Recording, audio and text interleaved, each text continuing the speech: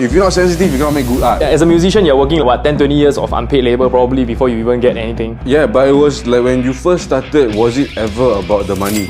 Music or creating the music is always like number one to me. You will feel like that thing in your stomach when you're a bit scared to do something. A lot of times when you go, you don't do it right, you regret it. Every day there will be like new opportunity to like challenge that and just try to become friends with that feeling, you know. Yeah lah, it's very interesting to see how it's all like somehow like aligning, right? Yeah.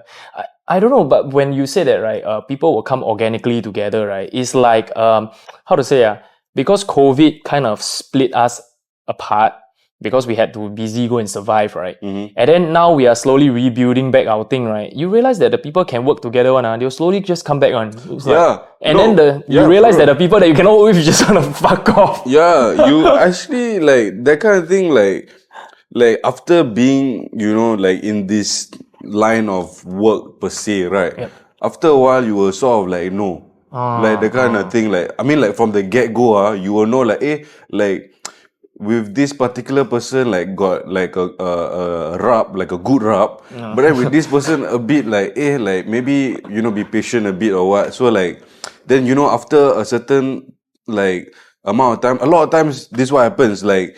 You meet someone and y'all can click damn well, and y'all can do like wow, the everything the universe has to offer y'all can do.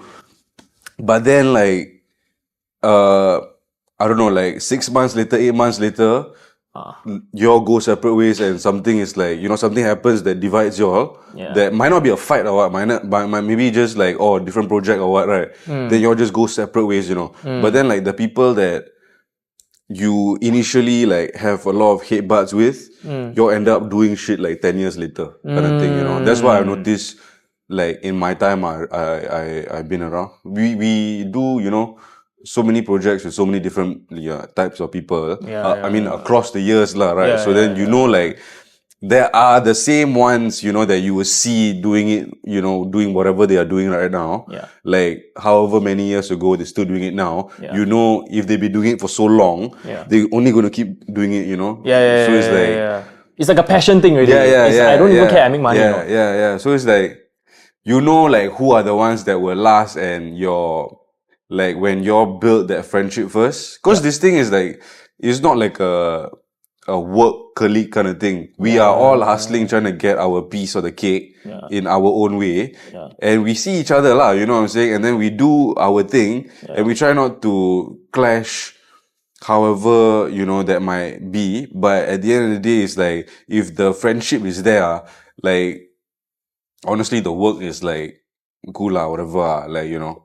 Like this, like, when you ask for me to come, it's like, it's no biggie for me to come, you know? Because it's like we've known each other for like so long, for sure, like we haven't like seen each other or like hung out for like the longest time, but you've been doing your thing, I've been doing my thing, everyone is doing their thing now again, right? Nash is rocking, Zayden is rocking, ShiGGa is rocking, Tosh is rocking, all is, you know, doing the stuff. So it's like, I feel like you see how, like, you know, suddenly everyone is moving again, no? However it may be, it's cool lah. Like, however, whatever wants to happen, is at the end of the day, we all like, you know, just creative beings, and you know, just doing our thing lah, you know. Some people a bit sensitive. Then, you know, you just need to, we all artists must be sensitive, right? You know, if you're not sensitive, you cannot make good art. Yeah, that's the problem, man. I used to fucking hate sensitive people because I came from an engineering background. I believe you are also yourself, you know. And then we decided that we don't want to do our professional day job, right? So we come and work in an industry where there's a record level high, right, of unpaid labor. As a musician, you're working like 10, 20 years of unpaid labor probably before you even get anything. And people are willing to do it, you know. That's why, like, you see, like, and someone still want to fight with another person, walao, never get paid, still want to unhappy. Yeah, but it was like, when you first started, was it ever about the money though, you know? Yeah, man, my parents were always like, yo, you're gonna be broke, man. That one, everybody also is the same story everywhere. It's just that I knew, like, for me, like, money was only recently like financial stability and like financial sense. Same. Like not okay, I don't want to say like recently, maybe the last like 5 to 7 years or so, like money has started to become a lot more. Is it like, because like it's time for family? I mean, yeah, for sure, definitely. Yeah, I mean, yeah. like I'm only getting, more advanced in In my your level. experience, in this game called life. You know what I'm saying? Yeah. So I still feel youthful. You know what I'm saying? Yeah, but I'm yeah, not yeah, 20-year-old anymore. Yeah. I just entered my 30s. Yeah. So it's like it's a whole new like. I still feel very youthful. Like obviously, any age group you have your bit of challenge. Yeah. Mine is like right now, I think to like figure how like all of this can actually work. You know? Because like, bro, we've been in this long enough. We know it's possible for it to work, but we just need to figure out how we can make it work in our way lah, right? I've spoken to so many people in this podcast, right? And one of the biggest regrets, right, from even the most credible artists is that I never sell out enough. I mean, at times. If you look back, oh man. I mean, I'm sure you got a lot more opportunities lah. The longer you stay in the game, every day is a new opportunity to do something. Whatever. I mean, like it is what it is right now. Like if you don't like in a way sell yourself, nobody gonna like bite. Because we're living in the era of people like would sell out for free. Oh yeah, right. Dude. So like if like the any layman person can like whip out his phone and just do whatever for free, right. Like the These Nuts guy. Yeah, exactly. You know what I'm saying? Then how come like if you an artist, somebody who's so passionate about your craft, cannot put them up the amount of like risk into your the way you show you sell yourself, in a way. So in a way, sell out, but like I think about it, right? Like, for example, you're working on your passion and versus you're working on your day job, right? Because day job every day you need to wake up to do something that you hate and then struggle and you go down there and suffer, right? But can you imagine you work your passion, right? And then every day you just do whatever you want and you still can get money, right? That feels like a little bit unfair, right? So maybe I think selling out is the great equalizer, Bro, yeah, for sure. I mean, like, okay, here's the thing. Like, we all know that as an entrepreneur, like in any sense, obviously we are in the music industry, but like anybody that is outside of like a salary job is you're not getting money on like a monthly basis on like a fixed time period kind of thing. You're getting money every day, any day, all day, all the time, so like to make money, like I'm sure like there like I don't know how many ways of how many sources of income you need. I think probably Oprah Winfrey knows, like has written a book about it kind of thing. You can do all of that, but like if like the craft doesn't actually like sell itself, then what's the point, kind of thing. Right. You're like putting in all the effort, right? But then for nothing, right? And then, of course, as a human, you need basic necessities, right? If you can't even feed yourself, right, then you can't even do craft really, right? Straight up, for sure, definitely, yeah. Like, I mean, like I always like ask myself this thing, like, was I really like born to be a musician, music producer, rapper, whatever, like somebody who's pursuing music? Because I know I can do engineering. I know I can, through engineering I can become like whatever, like normal, just PE, whatever, astrophysicist or whatever. Lineath deGrasse. Whatever I could have been, right? Like doctor, whatever lah, right? But I chose to like be a music producer. It just it's not like the normal path, so we cannot expect a normal like route or normal sort of progression, like, maybe. Everybody sort of like has their own sort of way, and like the way reveals itself in its own time, kind of thing. Oh, something like that, right? Something what like the that. fuck? No, because right now, like you see, like someone some people clip this shit.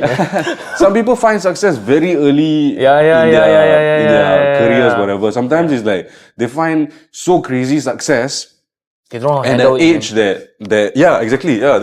Then is it about just whacking it until like the whole thing expires, or is it about like going for the long run or what, you know? Yeah. And I think that the fact that we are still alive, right, and we are still healthy, right, means we still got second, third, fourth, fifth, sixth chance, you know, Yeah, to make dude, it. exactly. Every day is a day filled with opportunities to do amazing things. Right. At this point, do you feel like you have already paid your dues? Please pay my dues in terms of Like your craft, like the hustle. Because you know, always like the OGs, our OGs, right, always tell us, hey yo, you gotta pay your dues, man, especially when you're in hip hop, right? You know? Yeah. honestly, I Or is this pay your dues thing outdated already? I think I'm still paying my dues. Yeah. I think I haven't found myself. I haven't like been in situations where I've shown my Demonstration sort of firepower. yeah, you know what I'm saying? Like I feel like International high stress scenario. yeah. Maybe. I feel like a lot of the people in the scene who know me because of like the crew stuff or the rapping stuff and whatever not, you know. But like they never actually like see me like in action. Yep. Like, or if they've seen me in action, it's like just rapping alone. But It's like a featuring. Yeah, you know, kind of thing. So it's like for me, it's that I'm very instrumental in the instrumental also of the song, you know, right? Yeah, you know, like I make the beats. Most of my you are songs, the second 50%. Yeah. So a lot of times, like I started off as a music producer. So like music or creating the music is always like number one to me, you know. So then the rap obviously comes like second, but like that whole like picture of me producing and then putting the rap on top and then maybe featuring whoever it might be. Yep. Like that whole craft is something that I feel like I need to like show people more of. You know, like the sort of like the Kanye West or Pharrell in the studio type of thing. Because Yeah. I'm a studio rat, you know, I'm always in the studio. Yeah. It's like I'm writing something or I'm producing something or it's that, no, it's not just this fella can rap in Tamil, that's it, you know? Yeah. So that's what like I feel like a lot of the younger cats like just know me because they hear, hey, this guy is like he's paid his dues kind of thing. But I still feel like Right. I am paying my dues still. Like I'm still working on my craft to, you know, just better myself every day kind of thing. What are some of your most notable works? Because I definitely know where your main domain is at, but most people view you because they only see you very limited, right? Like cameos, and they know you. This guy's the rapper, but no, man, the rapper is like 10% only. 90% is a music producer. Yeah. So what are your like biggest catalogs? The biggest catalogs, obviously will probably be the crew ones and the ShiGGa ones. Yeah. Then obviously so a lot of the ShiGGa Shay tracks, a lot of the Grizzle Grind Crew. Yeah, so like Grizzle Grind Crew first album, Leaders of the New School, which features you also. Yeah. All the boys lah, where the first, that was in 2014. We put out that one. That one, I would say like to date was probably like my most favorite project. I don't know how we made that album, no. Yeah, like, and everybody is in it. Yeah. There's no chorus. Yeah. Dude, nothing. like the whole, the whole album per se, it was so well put together. Like when we was planning, or like maybe a couple of years ago lah, ShiGGa and me, we sat down to listen to the whole album in its entirety. I think we was planning for like 10 GDC. Yeah. We sat down, we listened to it, we're like, hey, yo, how did like a bunch of like 20, because at that point, 2014, I was 21, he was 22 kind of thing. So like him and me was most of the time, like it's either him or me working on the music, right? Yeah. So it's like, how do we like do that, like at that age? And then it's like, it's just the tenacity lah. Like every day, everyone was grinding, everybody was doing their thing. At that point in time, like you was also like up and coming and like doing your thing. You probably won a bunch of stuff really right back then. So like you was establishing yourself really. Like a lot of the other boys, Zayden also, Charles also, all was like coming out. So it's like, hey, let's put something together that's like dope. And we actually never thought about like, you know, money all was next thing. Like, we never thought about it. To us was like, yo, we need to put out the best thing that we can possibly like put out. So that was probably my most favorite project ever. ShiGGa's album was dope. Working with Tosh is always like, I mean, I've written a lot of songs for Tosh also. Like, we've done a lot of songs besides the Our Boys to Men stuff, all that lah. But the biggest one, I would say, like, in terms of like back, was probably the Our Boys to Men stuff lah. That one was, I think the first time we made like a decent bag was the first Lion Man project. The one was for movies. Right, then you got a movie syndication and all that kind of thing. Whoa, dude. Bro, I don't know what you just said, but fucking like, huge, man. Really handled all of it. So like, for me, that one was just like me being like Timberland moment, or just in the studio, like the money just falling on me type of thing. So, but that one very quick, that one like was the biggest bag, but to date I have never seen like anything as big as that one. So that one was a decent. Is it like 5 figures bag? Yeah, it was a 5-figure one, but we shared. You, man, shared lah. Yeah, I thought one person 5 figure. Hey, 5 figure. But yeah, I mean, my takeaway was in the high 4 figures lah. Yeah, crazy, so bro. For how many songs you produced? That one was the first project we did with their team, Jack Neo's team. Yeah. So that one wasn't the Our Boys to Men film. Was in between Our Boys to Men film. They filmed another show called Lion Man. Yep. Remember that one? Yeah. So that one, were you in the video? No. There was, because they shot the music video. Grizzle Films did the video. Right. Then I did the song for that one. I'm only in Tapao. That one is ShiGGa's one lah. So we did the whole thing. The whole crew did the boys were starring in the film. Right. Then we did the music.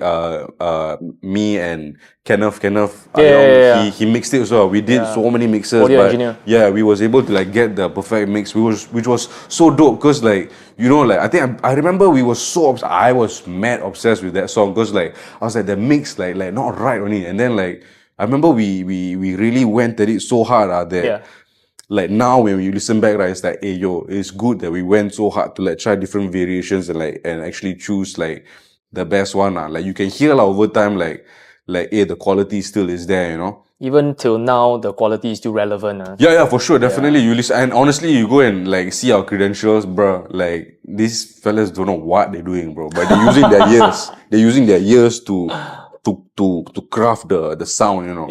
Yeah, that one lah. I mean, most of those stuff, like the pre-20, actually all was like pre-enlistment actually is pre-enlistment stuff. Lion City King, obviously, that one is insane. That one was probably one of the one. Dude, even McDonald's playing, bro. Lion City King. Is he? Yeah. Damn. That was like Khatib McDonald's, man. What the really? fuck, bro? That's crazy. Yo, that's like, crazy, man. I died, bro. That one, actually, that song was supposed to be on Leaders of the New School. Right. But then ShiGGa was like, actually, you know what? I called dibs on this beat before we show it to the boys. Like, I'm gonna keep this, and then I got this idea for that song was so dope, cause ShiGGa, you know, he always got like these mad ideas for for tracks. He's always like, you know, like a visionary when it comes to like the song. It's not just write something and all that. For him, it's like, how are we gonna present this idea? A lot of times he will think in terms of like a music video kind of thing. Right. So I think he had this idea of trying to show the HDB culture kind of thing. I think the initial demo of that thing was called Abings and Maribs. Okay. That was the initial demo, I remember. And then I remember he just wanted like something that was in between old school and new school. We're talking like 2014. So like trap music wasn't in. Thing, man. Yeah, but 808s and like sub bass kind of thing was in lah. So like it was it made for a very weird beat. It's not like your typical, like, you know, kind of beat that you can find in LA or New York. And it's very, you can only find it in Ghim Moh or in Ang Mo Kio, in Singapore only, because it was made in Singapore, you know what I'm saying, by Singaporean, like, rappers and producers. So, like, that one was so dope. I remember, like, that song, funny enough, like, I was waiting for him to come over, to my place. Like, back then I had my studio in my house. Yep. So then, ShiGGa being ShiGGa, you ask him to come at 9 o'clock. If he shows up at 10 o'clock, it's like, whoa. You know what I'm saying? Big up. So like, he pulls up, whatever time he pulls up.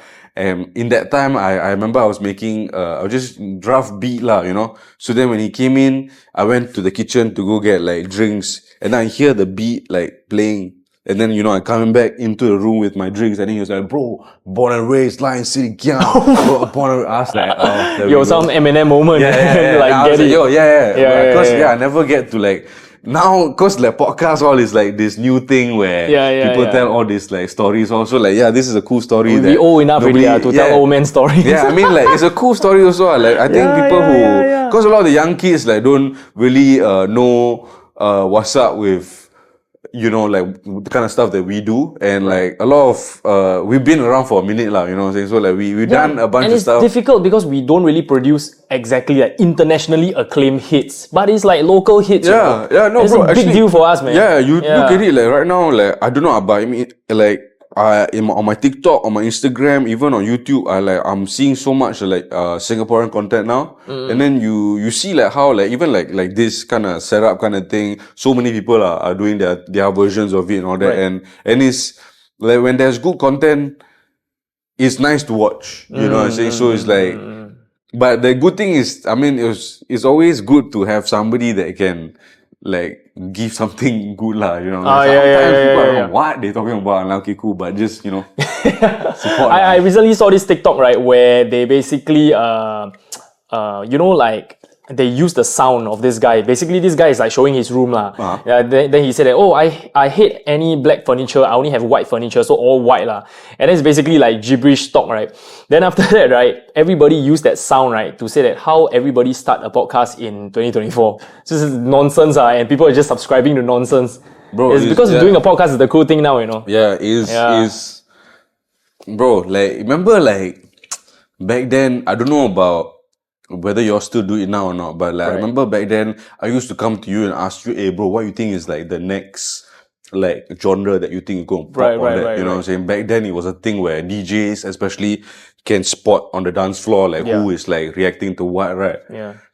But like, do you think you can like actually tell like what might pop, you know, in the next few months or whatever, that kind of thing? I mean, I wouldn't be able to forecast as far already because now the technology is so fast. But then the thing is, we are still receiving IDs lah. That means like next week or 2 weeks later gonna drop, right, in Spotify. Haven't released yet, and then we get it. That kind lah. Maybe like 2 weeks, I think maximum. Yeah. But that was like for like songs for individual a particular songs. artist lah, right? Yeah. So but like in terms of like a wave, like a genre type of way, like when drill came and all that kind of thing, like no one saw like everybody knew like trap was dying out. Right. And then I think somewhere I don't know where dancehall came in also, right? So I watched a podcast with Instagram CEO, and then he said that, right, the music hashtag, right, of the year 2024, right, is Afrobeat. Yeah. Whoa. So we know already, bro. Yeah, we got some Afrobeats. Insider source, Yeah, dude, Afrobeats is dope. Huge, man. Yeah, huge. We went to like Fuego Night. Yeah, we went Fuego Night. We saw King Promise. Dude, that guy was dope, sir. That one was lit. Yeah, it was my first time going for Afrobeats artist. Right. Dope. It's so dope to see how like people love it lah. People love. I don't know the joge, the music, whatever. I think this is like really the, how to say, they really love it, right, and they stick to it, right, and they are like the masters of this genre, you know. Even if it's no longer popular, maybe Afrobeat one day is not popular, then maybe, I don't know, like trap music come back, right? But these guys are still gonna stick to Afrobeat, you know, because that's like their thing. Same lah, like hip hop fellas even if hip hop were to die, fellas would still be making beats on like an MPC, you know. It's there for sure, definitely. Yeah. Correct. And then I also found out from you about this person called Don Richmond, and he's like your frequent collaborator of sorts, right? He's my guru. Yeah. He's my Sifu. He's my, if I was Naruto, he's my Jiraiya. if I was what's the fella's name for Obi-Wan? He's my Qui-Gon Jinn, man. Yeah. Like, I mean, like, he gave me a lot of insane opportunity. Or I mean, I met him because of ShiGGa. Right. So like, I think it was many years ago, 2013, I think. I was doing this thing called noise mentorship program. Remember that one? Yeah. Yeah. At that point, I think now they have something By like Skate that. one, right? Yeah, something like that. But now I think NAC took over or something like that. Right. Don was one of the mentors there, and Don mentored ShiGGa last time. And then ShiGGa was like, at that point in time, like, I was very new to everything, and ShiGGa was like, hey, you should join this thing. I told Don that you come in through, then, you know, maybe if he see you do what, then you can learn from him. So Don is my mentor. He brought me to like see a lot of things. He was the one that got me into NDP. Damn. The first time round when I was still serving my army, my NS time, he brought me in. I did like a playlisting thing, then he was able to give me like a paycheck for like a very quick thing. So I was able to get money outside of army. I don't know whether it's right to say this or not. But yeah, then he's the man lah. Don is the man. Yeah. Legend. And Don is like a producer. Music producer, yeah. He used to be an artist also. Songwriter also, songwriter. But is he still producing music now? Yeah, he does a lot of stuff. Right. He did last year's NDP. He was the music director. He's the NDP like president already, right now? Not really. I think he only did like 3. I think the last one was his third one. And then because you know it's always like the same bunch of fellas, then they rotate kind of thing lah. So I think Don did last year's one. Yeah.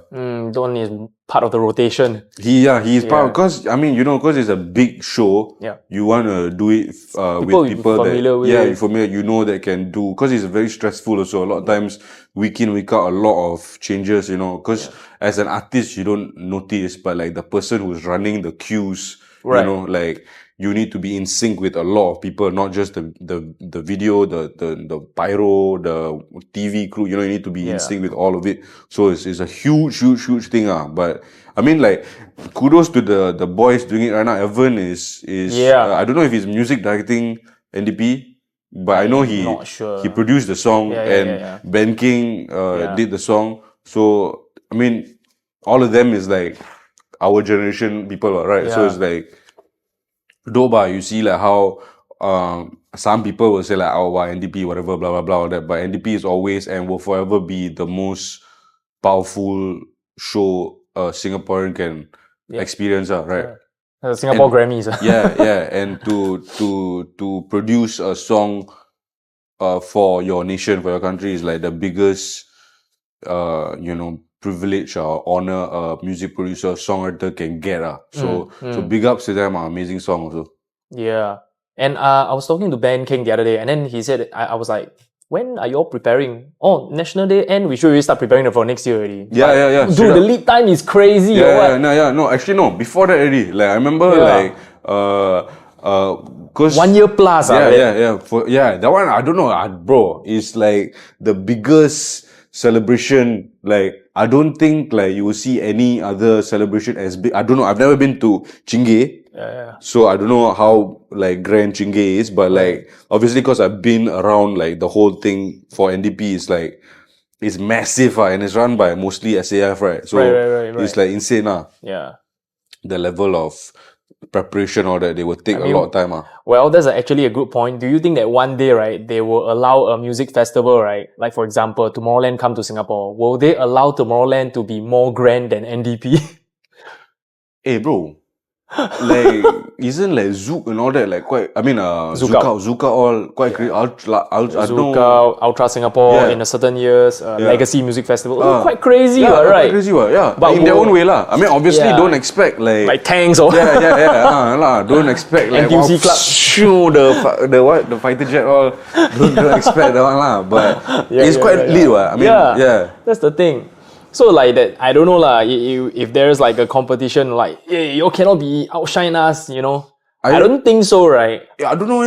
I think honestly, NDP is dope. But it's like a different type of way. It's a different type of celebration. It's a celebration for like the country and like how far we've come as one people, right? You know, it's a celebration of identity, you know, and we do it, we express it through music and fireworks and people dancing and whatever, right? And then, you know, you hear all the testimonies, but that's what it's all about, like all the life stories, right? The dancing and the artists performing all is like, bruh, I mean, good job, cool, though. secondary. Because I can say because I've been there also, right? Last year I did the show, right? It's a service, we just go there. I mean, for sure, like we were treated very well. The ICF, the boys, all the fellas that take care of us, they're known as minders. So all of them are like from one unit lah.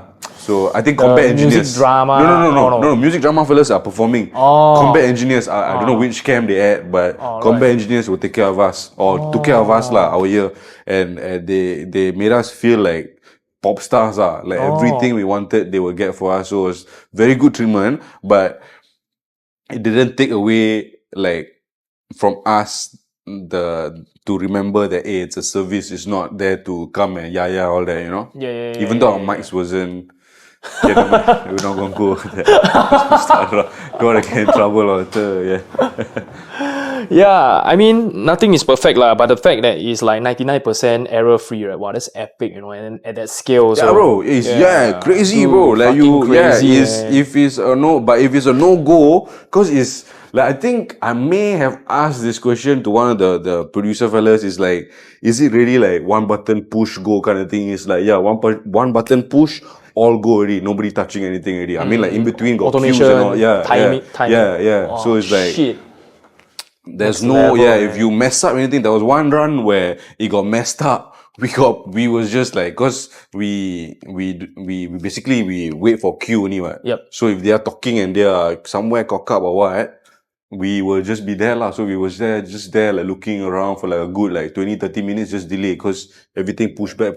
Then we mad, crazy. That was probably one of the biggest production or like show that I was a part of, and it was a privilege or honor. Yeah. I think there's a lot of implication for National Day Parade. It's not just like how good the performance is. Other countries also watching, you know. It's like, hey, these guys. This is like ready, you know. This is basically right. I think the way people see it, like a bit not how it's supposed to be, is actually just like a regular army parade. Yeah. You know what I'm saying? And then, you know, every time, like, maybe for like a ceremony, got like the music people, they perform kind of thing. But it's not just a beat on steroids, like, you know, because they cheese it up so the normies will kind of watch. You know what I'm saying? So it's really not about the artist, really. It's not about the artist. Yeah. Somehow it became about the artist, and then people hating on the music and all that. But it was never about that, right? Like, because it was always about the meaning and the reason behind being a Singaporean, NDP. Then maybe we can like throw back a little bit about just that how was mad, like #gov.sg. They better make me ambassador or something, sir. This is one whole segment, man. Yeah, sir. Finish NDP, talk about NDP. Hey, you done, bro. Move on. So we throw back a little bit about like COVID and I think that you like 2 years MIA or something. COVID was tough. COVID was tough. COVID was rough. 20, all the way until... Do you like, all this time were you doing your professional day job or you are like just music all the way? No. So I finished, or I ORD'd in 2016. 2016, I packed my bags. I went to LA. Got to do my music production certification course in LA. So I was there for like 4.5 months or so. Wow. Yeah. For a while, it was a short, like a quarter term kind of thing. So it's just a certification course for Ableton lah. Right. So then, after that, I came back. Then it was like, what am I going to do? Am I going to study? Am I going to work? Am I going to pursue music? What is going to happen lah? So obviously, I chose to go and do music.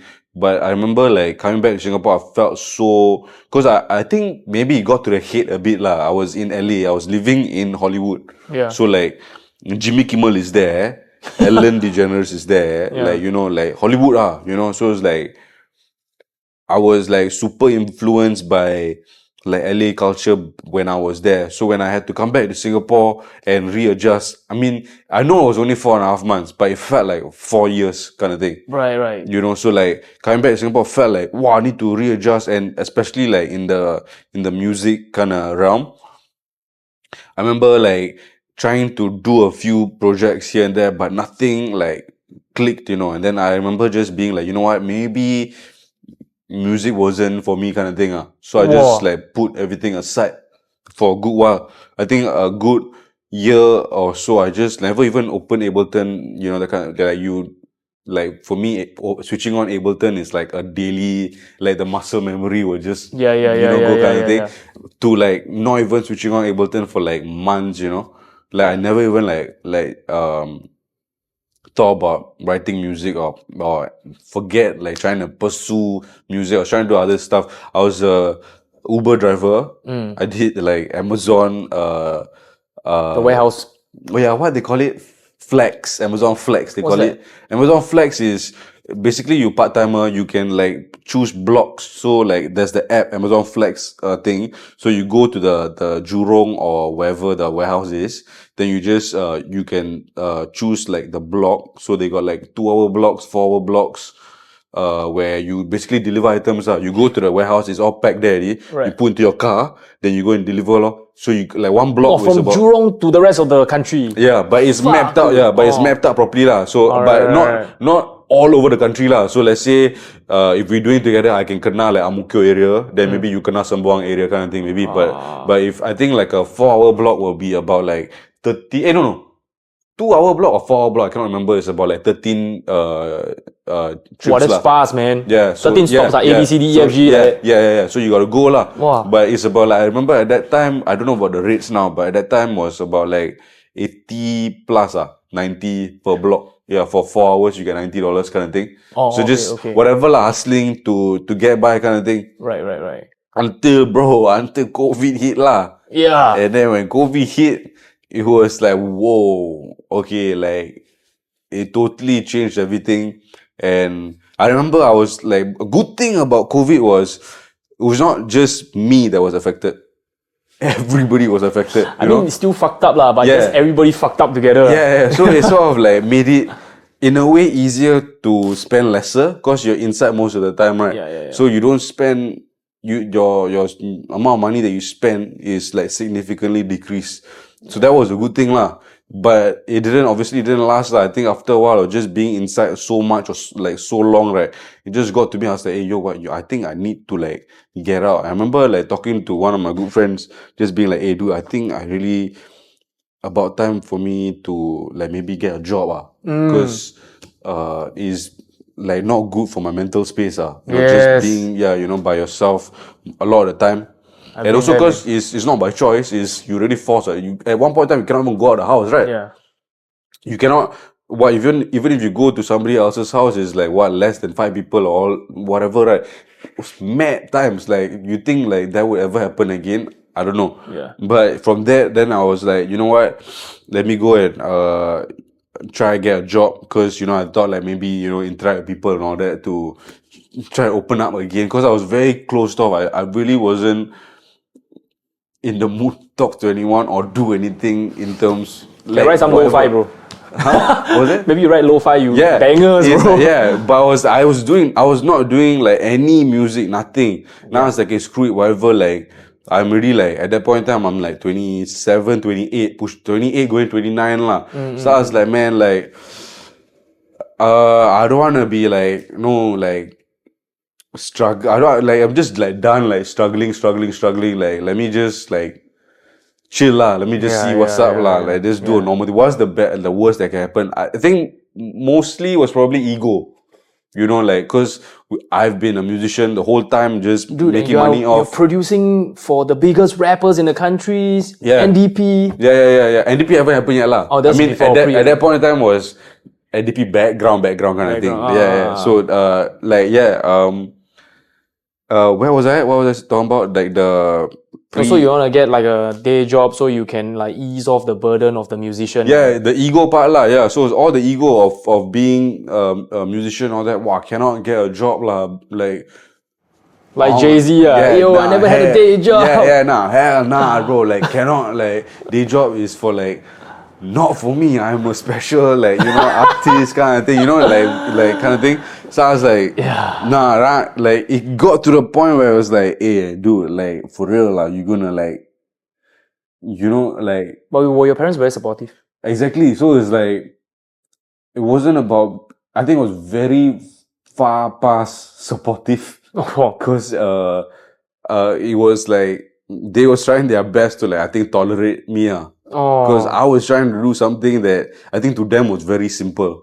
It was like, dude, you're causing yourself so much of hurt and pain because you cannot let go of your ego. You know, the kind of thing. And it reached a point where it was like, you know what, screw this lah. Let me just go get a job, you know. So I started applying for jobs, thinking that, could be like, I don't know why I thought it would be easy to get a job. Then I was like, yeah, dude, like the first week of sending, you know, like you prepare resume to like send out. At first it's like you pick your people that you want to send out to. Then after the 8 fellas that you pick, you realize that, hey, 8 is not enough. You need to send out to like a bunch, right? Then you end up sending fuck knows where, everywhere, right? So then I somehow got back a call from at that time, my previous boss. Somehow got into this company called Astria. We provide, at that point in time when I was with Astria provides IT services for Google. So that was how I got into Google. Yeah, but I wasn't hired directly by Google. It was like I was a vendor to Google but basically my office is in Google I had Lineath at google.com at one point in time. So I don't know if that's a flex or not but so I was there for 2 years and like that 2 years, dude, like was so amazing because finally I had like stable income. Work-life balance, every day wake up same time, sleep same time. Routine, your body is, you know, after a while it gets used to it and then you're like, hey, cool, like... Actually not so difficult. Yeah. It's like, hey, not bad And then 6 months goes by, you know, and then you're like, hey, it's comfortable like... already. Yeah, comfortable already, you know what I'm saying? You're spending money on like going out for drinks, dinner is a bit more expensive. Like, hey, can grab here, grab there, all that. Then next thing you know, like, hey, like... a bunch of money is being allocated to the stuff that is not the best. It's not the you know the most wild spell, expenditure kind of thing. And then another 6 months goes by, and then you realize that, hey, wait, actually I can be, you know, using my time and money a bit more efficiently lah, you know, because at that point in time I was like after work, finish, come back home. And then you come back home from work, it's like, lepak lah. I got no more energy to do anything. You know, the standard excuse of like, like, I 8 to 5 gang. You know, like, all the excuses like endless, right? So that was when I was like, hey, you know what, like, I know I wasn't being productive after work, and I knew I had to do something about it. That was when I was like, hey, you know what, like, probably need to get like a space for a music studio, all that. And it was only because of my day job that I was able to afford the rent at my studio that I'm at. Right. So still the same day job. No, so I left in February, end of February I left. Because so I was saying like 6 months fly by, 1 year fly by, 2 years flew by. I was there for 2 years. I was there for 2 years. 2 years flew by like that. And I was like, hey, wait, hold up, like, I need to be doing like your mission, man. Like what is the mission? Like, you know, we are like completely off course already. We need to like bring it back, you know. So I think, NDP was probably the catalyst.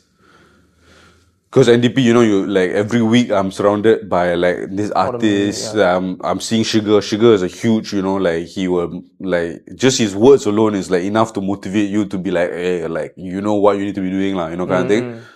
Meeting other artists and all that, being treated like artists, all that. It's like a week in, week out for the 9 weeks. I just like constantly like remind like. Wait, so you got NDP and you quit your job? No. So no, it wasn't like quit my job because of NDP, but like I got the gig for NDP. So like last year, as you know, like we got nine weeks of rehearsal leading up to NDP, right? So week in, week out, I'm like meeting all these artists. So to me, it's like every week is like a reminder. At this point in time, I'm still at work. Right. So like this was 2023. So I'm still at work. So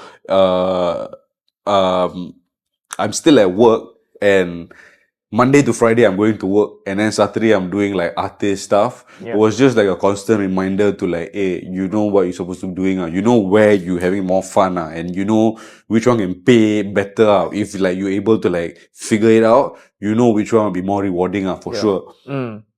And I think like it was the day after NDP when I went back to my little like corner. That was when I was like, yeah, like, I think I need to pull the trigger. I cannot stay here anymore. Wow, then do you have any like backup plans or what? Just whack I saved a bunch of money lah. That was the plan. Okay. I saved a bunch of money. I had a few other like stuff that I was doing, just to like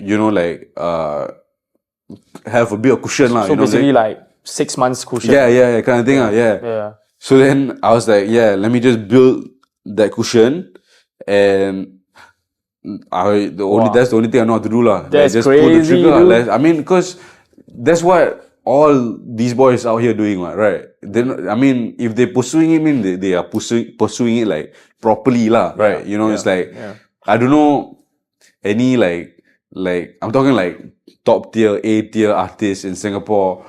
I don't think they got like a day job kind of thing. No lah, they don't even need, bro. Yeah, right. It's like hustles lah, you know, like whatever businesses, whatever all that. Yeah, sounds like, hey, cool. Like if those fellas can do it, I don't know how yet. It's that step, you know. Yeah. From being like normal, right, to A tier, right? Wow, this jump is actually quite big, yeah. Yeah, but it's like it's one of those things where YOLO, man. Yeah, you have. I mean, if you got, that's why I need a bit courage lah. If you got the courage to do it, it won't even seem like anything. You'll just like take the jump, and it'll just seem like, oh, I didn't realize I took the jump. It just happened lah, right? You just figure out as the days go by lah, you know. So then for me, I was like, at that point in time, like literally like the days after NDP, I was like, I think about done lah. So I remember talking to my team lead, just being like, bro, I mean, I feel very not productive, you know, being in this environment, and like I feel like I just want to go lah and like try again, you know. And my team, the best team ever lah. My boys all out there in like Lock 7. Shout out Lock 7. They're probably watching this video in the office.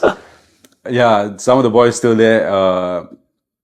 They showed so much love like when I was there, cause like I think like before I came, they sort of like did a research on me, like trying to see who I was. Cause who's you know, my like, famous friend? Yeah, no. At that point in time, like I think it was just like I think like it was a batch of us that came in. So then we just like trying to Google each other, see like suss each other out lah. Then I think they found out that I was like doing music and all that. And they were like, hey. Then when I came over, they're the best colleagues that I could have. So that was what happened. I mean, that was the tough part, leaving that place, because not only because of the friendships, all that, but also I knew I was leaving the security of having that confirmed plus. Do you have a plan if it doesn't work out?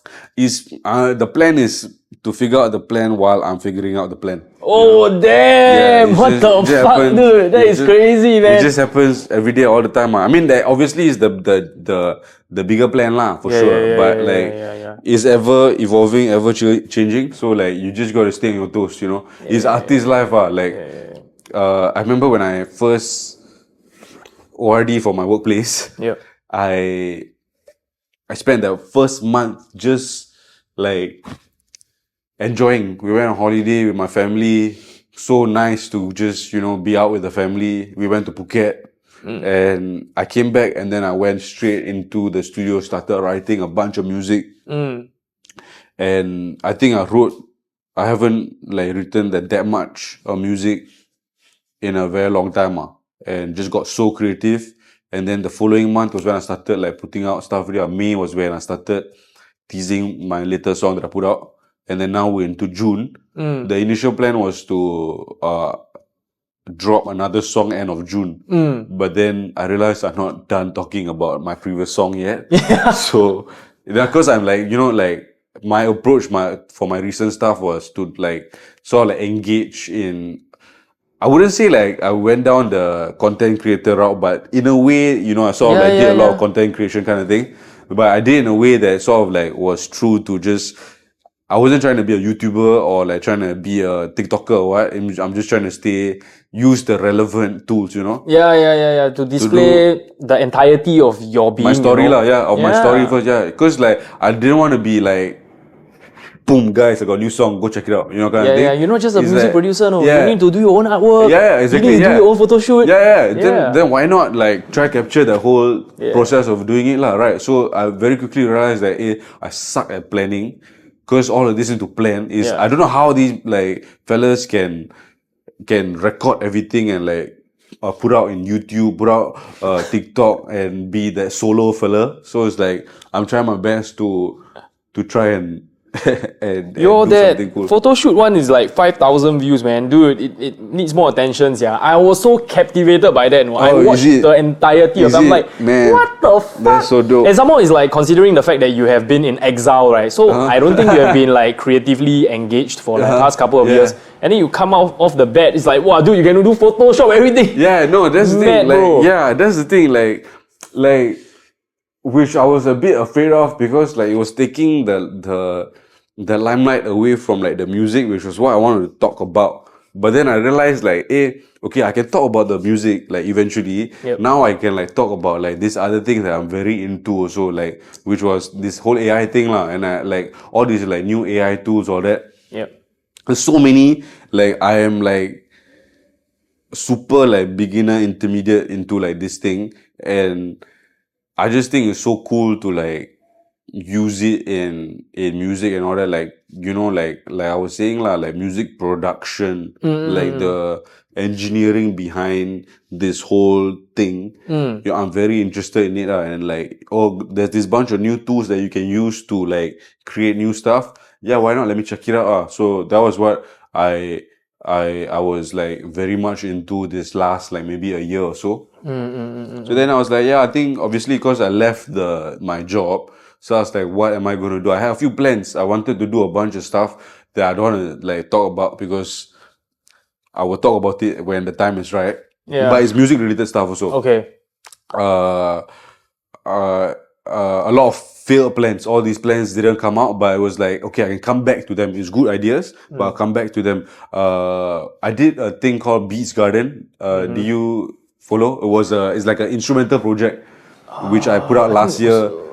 I did a few volumes. It was just like full on beat maker type of thing where I just like produce beats and then I did like AI visuals for it, and then I used like, I think at that point in time I was using Runway ML and a lot of Mid-Journey stuff. I think I didn't use Mid-Journey. I think I used a lot of Runway ML, but then I was experimenting with that and all that, and then I was a bit sian of like just writing instrumental music, like the itch to like write came back. Because for a very, very long point in time or very long period in time, I was like, there was a point in time where I was like, there was no need, there was so much nonsense that was out that I was like, yeah, I don't feel like rapping or talking about anything, especially like, I think like post-COVID, there was like this super woke era kind of thing that was coming out. Everybody was getting cancelled left, right, center kind of thing. So I was like, I really don't want to talk, I just want to, make music. So that was the whole inspiration behind it. Are you still into hip-hop or you are like trying to branch out? Bro, hip-hop is fundamental. I don't think can ever take out the hip-hop in me, because like hip-hop was the way I produce music is like how a hip-hop producer produce music. Like you see through the lens of hip-hop. Yeah, like I cannot, like any other type of genre I would probably approach it in like the hip-hop way of like thinking how to make a beat, Yeah. So yeah, any type of beat I make is like drill inspired. There will be something to do with hip-hop. And obviously like, because if I'm going to be on the song, I feel like my best asset in terms of like a vocalist on the song will be to like rap on the song. So it'll be a bit tough. I mean, can rap on like a 4 on the floor type of beat, but it's not like very the new Drake, Beyonce type house beat. Yeah, that could happen. I could do that. But I wanted to like tell a story. I wanted to like be more conscious of the lyrics that I put out. So like ever since I put out Rich, like I've been very much more focused on my lyrics and the story that I am trying to convey to whoever's listening. And looking back when you are producing and rapping is very akin to like Kanye, Pharrell and all that, right? Would you say that you have like a particular role model that you're trying to like imagine yourself to be or picture yourself to be? when I grow up, I want to be. Dude, anybody who knows me knows these are like, I am the biggest Mike Shinoda fan. So like, the first time I ever saw him in the flesh, that was the first performance I ever. So like the mannerism also like laid back, chill, you know. Mike Shinoda, I guess so. I mean, he seems like a cool dude lah. Like, but he been inspiration. I mean, obviously because of like the stuff he's done with like Linkin Park, all that. Yeah. But like when I first started to make music, because I have no like musical background, you know, and somehow I figured out music production, and when I saw like whatever like he did for his either Linkin Park projects or even like Fort Minor stuff or his new like old Mike Shinoda stuff, he's so like hands-on with like so many things, you know. I've always been the type of person that outside of music, just me, I've always been a very hands-on, like remote control. I need to like fix it, like lights. I need to like, you know, like I'm very hands-on with everything. So it's like when it came to music, I also like, hey, I need to like not depend on someone else to produce the music. I need to be the one to produce. So I go and learn how to play the guitar. I go and learn how to play the piano. I learn how to do this. Then I realized that, hey, this is what the fellow also doing. Then I was like, okay, cool, let me go and like just observe him. So I just like, he is like ultimate idol, which I honestly feel like he's like a bit underrated. I don't feel I like think because the Chester, the superstar power is like kind of like that one is the whole. I mean, like it's quite sad, man, that people fail to see the true talent. Yeah, I so think humble. Is I mean, whatever. I don't think he's tripping about it. So it's just, it's one of those things that is okay. Like, it's whatever. I think for him is like, he's such a captain, especially after like, Chester passed away. Yeah. He like carried the torch and he like traveled the world and like made sure like he's, you know, spoke to all the fans that came out. I went with my brother to that show I think he did it in the Jurong, there's the J Cube. There's like a small like expo kind of venue kind of thing. Right. He did it there, dude. That was when I was like, bro, this guy is my champion. So like whatever, like he's not just a music producer, no. He like connects with the fans, like the heart. Yeah, properly, yeah. You know what I'm saying? I'm like, bro, and like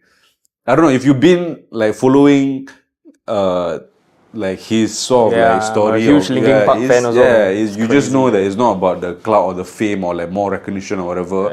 It's about you just do your thing and like try to, you know, be a nice person at the end of the day. Yeah, this is like a very good example of good karma, man. This is like the perfect story, you know. Yeah, for sure, definitely, yeah.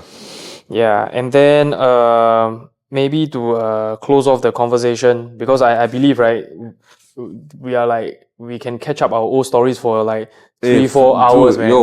This definitely needs part 2, okay? But to close it off, right, it's like, what is one thing that anyone can do today that will create the biggest positive change in their life for the foreseeable future? Like, what's one small thing that somebody can do, right, to like massively improve their life? Or have you done it? And maybe find a day job. Wow. Then you less stress. I mean, to each his own. Everybody got their own like thing to do. But I think, wow, that's a very deep questions actually. Okay, I will give you my example. Okay? Yeah, sure. I realized that the one small little thing that you can do, right, is to make sure that you sleep enough every day. Because as musicians, right, dude, you know our body clock is like fucked one, right? Yeah. And then sometimes it's like, hey, I got inspiration now, I want to chiong finish today, then tomorrow I'll sleep. So end up, right, you're actually wasting more time as compared to sleeping and waking up the same time every day. How I got this inspiration is because like I was watching a Akon interview of all people, right? Then it's like saying like Eminem work ethic. He clock in 9 o'clock, then he leave 5. Clock in 5. And then he's like, hey, then he's like, huh, you're not recording already? But I got family, what? I'm out. I'm out already. Family, what? Yeah. I got other things to do, man. Yeah. He treats it like a 9 to 5 kind of thing. So it's like, so you're trying to say like, try to keep it like sleep. Yeah, sleep is like that one small thing, right? That can like, wow. Yeah. Make it, okay, cool, dope. That's dope. I feel like for this is maybe like speaking to like the 14-year-old me lah kind of thing. just do like, you know, like you'll feel like that thing in your stomach when you're a bit scared to do something, and a lot of times when you don't do it right, you sort of regret it, like when you're sleeping or whatever, you know, when you're on the way back home, all that. Like every day there will be like new opportunity to like challenge that and just try to become friends with that feeling, you know, of like having the courage to go and do what you believe you should be doing. Yep. It's just that just maybe, you know what, let me just go with this feeling. I have this feeling, I just need to talk to this person. Let me just try holler at him. Right, you know right. What I'm saying? Like learn to follow your gut feeling more than your mind sometimes. Yeah, right? just let it go. Yeah. Right. And especially when we were saying that, you know, initially we are very logical people. You know, we came from an engineering background. Yeah. And then we had to channel our emotions now. Yeah. It feels, dude, we're getting old. We talking like old millennials. Old people catch up, play checkers. Yeah, no, but is bro, like don't like let all these like Gen Z fellas fool you. Like these fellas all like, cause I hang out with a few Gen Zs here and there. Recently I hang out with a few. These fellas all like they act like they like stupid or whatever. But they go deep, sir. I have like some really like deep conversations with these fellas, and like I think they obviously they look to us, maybe I don't know whether they look up to us, maybe they look to us for like reference for like whatever they need to do. Yeah. It's just like in our own time we need to try our best to stop comparing ourselves to what the standard is or whatever. Yeah. Just consistently try to outdo ourselves, you know, every day. Even if you keep a streak for doing something, that's really like outdoing yourself every day kind of thing, you know. If you practice every day, you know, that's one thing that I'm guilty of. I don't practice enough. So like, I know when I practice, right, at the end of the week, I know I'm better than on Monday, you know, like however I play this lick or this riff, whatever. I know if I keep to it, right, that's like one small step of improvement, you know. Yeah. But it's one of those things that is only human to like skip or forget or like, you know, need to go for the event, whatever. But at the end of the day, it's life. This thing is so strange. I'm so like happy like you got me on this thing. Yeah. I'm so happy like all the boys are still doing their stuff. Everyone is still like very actively in it for the long game, man. Yeah. I just hope all of us can like come back together one time and do a solid like like something lah, you know, like a dope project. I feel like everybody like branched out and became strong in their own ways. Yeah.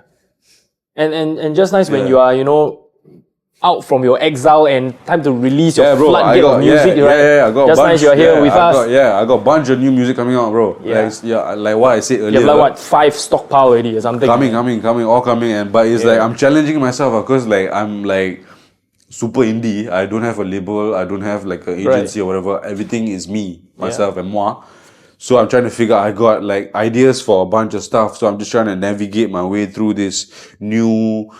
It's essentially like the last 10 years was just like kindergarten, like, you know, just foreplay kind of thing. Like now it's like where I feel like, okay, like this fella properly starting now. Yeah. With the way the internet evolves, everybody is on level ground, and it's how you make the best out of it. Yeah. So my thing is that hopefully I can like what I just say, like stay true to just keeping consistent and like doing, cause it's tough, that shit tough, bro. Like to like post like, you know, every day on either TikTok, Instagram, YouTube, Facebook. Wow, bro. Wow. Okay, man, but you come out strong, man. Wow, dude, that video, then YouTube follow up with tutorial. What the fuck, dude? Yeah. But I need to like keep it up because I think I haven't posted in a while or so.